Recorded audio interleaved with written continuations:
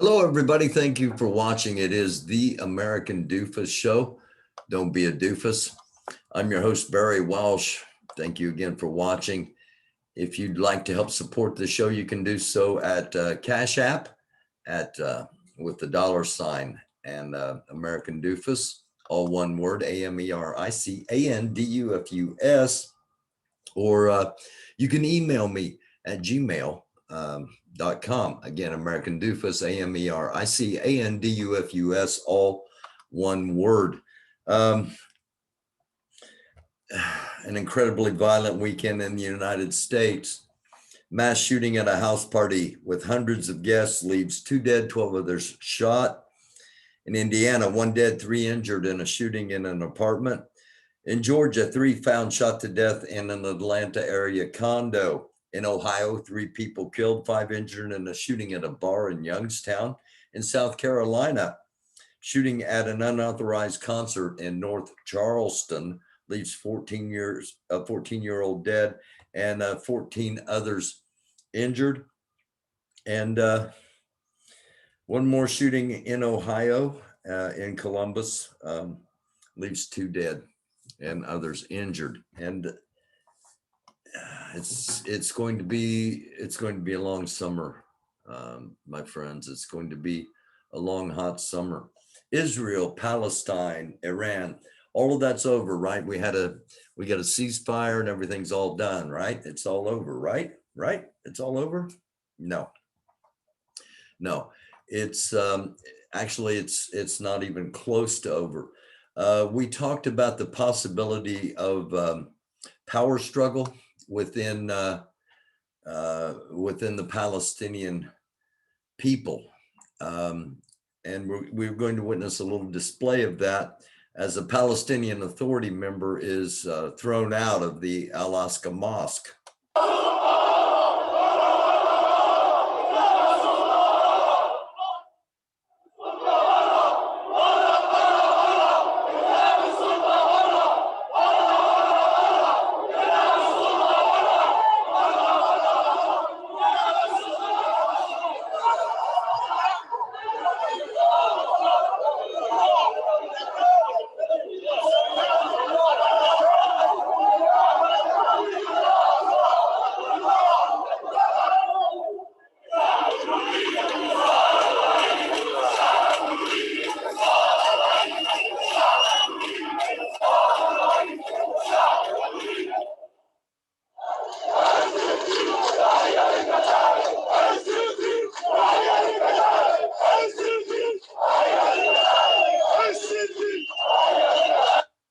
So why does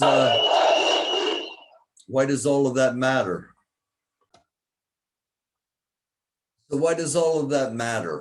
Well, because the different factions, one could decide on their own that that peace is no longer an option and the ceasefire is no longer in effect.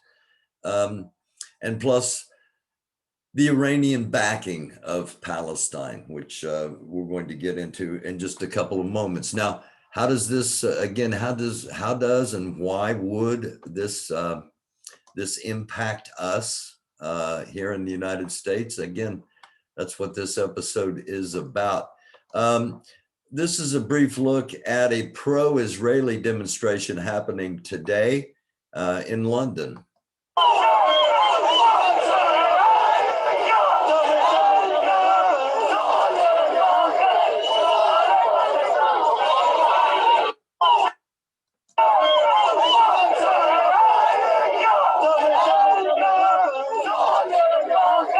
And the person you see here with the sign is a prominent conservative British political leader.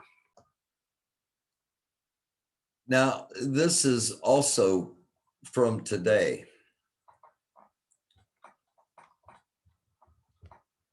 My pleasure, sir.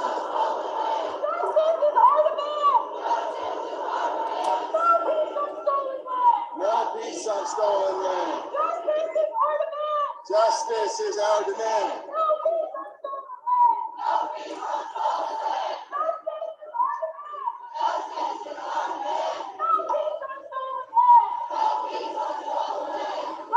This is a pro-Palestinian demonstration.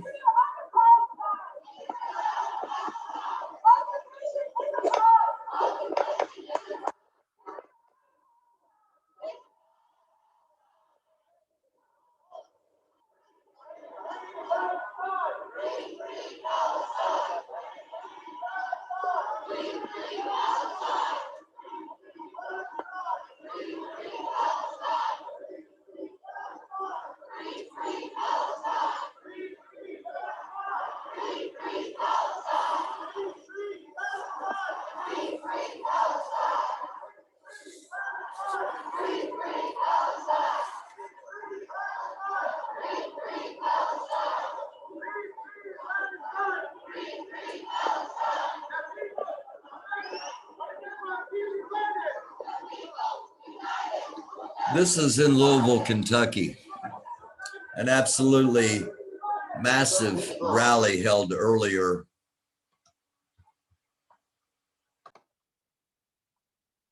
Again, that was in Louisville, Kentucky, an absolutely massive pro-Palestinian demonstration in Louisville, Kentucky.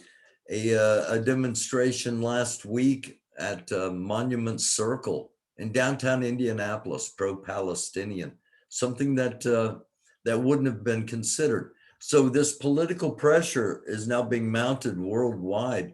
And here at home, it's going to get spun. It's going to get spun into Black Lives Matter equals Palestinians. Antifa equals Hamas, terrorist organizations, and good, bad, happy, or sad. That's what's going to happen. Those equations are going to be drawn. Some want those equations to be drawn. And again, I'm not telling you, again, good, bad, happy, or sad. I'm just telling you what I think is going to be happening, what's going to be coming. It's up to you to decide what you think could be happening, what could be coming. There's a protest in Minneapolis, Minnesota going on tonight that I want to mention because 3 other police officers are coming up for trial in the death of George Floyd. So the justice is not complete for George Floyd yet, and a massive protest underway in Minnesota, in Minneapolis, and also Elizabeth City, North Carolina, once again out on the streets today, marching for justice for Andrew Brown Jr. Now, how does all of this tie in? Iran, Palestine, Israel. Let's look at this.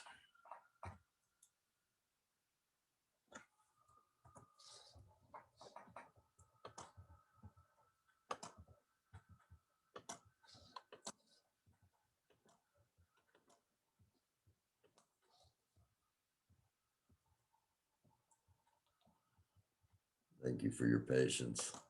Blast at Iranian complex housing drone factory injures 9. Iran has provided no information about cause of explosion in Isfahan that injured at least 9 workers. A complex that houses a factory that makes Iranian drones has suffered a major explosion days after Israel had claimed that Iran was providing drones to Hamas in Gaza. The blast at the weekend injured at least 9 workers at the petrochemical factory in Isfahan. The Iran Aircraft Manufacturing Industrial Company, HISA, which produces a variety of aircraft and drones for Iranian and pro-Iranian forces, is located in the complex owned by Sepahan Nargistar Chemical Industries. There was no independent confirmation of the cause of the explosion or the precise factory hit. Iran has not provided information on the cause of the incident, but Israel has shown no compunction in the past about taking what it regards as reprisals inside Iran. The Israeli Prime Minister, Benjamin Netanyahu, on Thursday showed the remains of what he described as an Iranian drone that was downed on Tuesday after crossing from Iraqi or Syrian airspace. Conflicting reports emerged on whether Iranian officials extended an agreement that gives UN nuclear inspectors access to Iran's nuclear sites for a further month. The extension is critical to give negotiators in Vienna time to complete talks on reactivating the broader US-Iran nuclear deal. There were reports that the inspectors' technical agreement would be extended for a month, but Iranian hardliners contradicted it. So an explosion at the plant in Iran that makes drones. Coincidental? It's hard to imagine that it would be coincidental. And one more report, the latest on what is being shared coming out of what happened today in Iran. According to reports in the morning, an explosion occurred in Iran's Isfahan province. According to the latest information, the explosion took place in a strategically important industrial facility for the Iranian army. This increases the likelihood of the explosion being sabotage. 9 people were reportedly injured in the blast. We will examine the details about this in a moment. It seems that Iran will pay a heavy price for the gains in nuclear talks.